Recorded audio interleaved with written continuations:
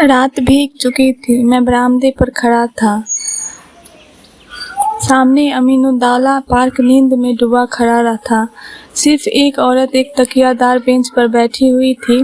Park के बाहर सड़क के किनारे एक फकीर खड़ा राहगीरों को दुआएं दे रहा था। खुदा और रसूल का वास्ता, राम और भगवान का वास्ता, इस अंधे पर रहम करो। सड़क पर मोटरों और सवारियों का तांता बंद हो चुका था।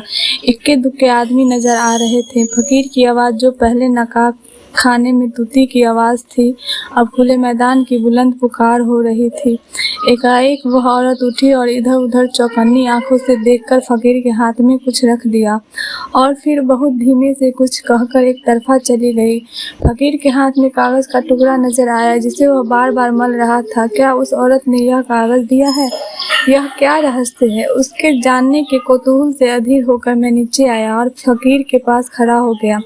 मेरी आहट पाते ही फकीर ने उस कागज़ के पुर्जे को 2 उंगलियों से दबाकर मुझे दिखाया और पूछा, बाबा देखो यह क्या चीज़ है? मैंने देखा 10 रुपये का नोट था। बोला 10 रुपये का नोट है, कहाँ पाया? फकीर ने नोट को अपनी झोली में रखते हुए कहा, कोई खुदा की बंदी दे गई है। मैंने और कुछ ने कहा इस औरत की तरफ दौड़ा जो अब अंधेरे में बस एक सपना बनकर रह गई थी। वह कई गलियों में होती हुई एक टूटे फूटे गिरे पड़े मकान के दरवाजे पर रुकी, ताला खोला और अंदर चली गई। रात को कुछ पूछना ठीक न समझकर मैं लौट आया। रात भर मेरा जी उसी तरफ लगा रहा। एकदम तड़के में फिर उस गली में जा पहुंचा। मालूम हुआ वह एक अनाथ विधवा है। मैंने दरवाजे पर जाकर पुकारा, देवी मैं तुम्हारे दर्शन करने आया हूँ। औरत बाहर निकली आई। गरीब और बेकसी की जिंदगी तस्वीर। मैंने हिचकते हुए कहा, रात अपने फकीर को।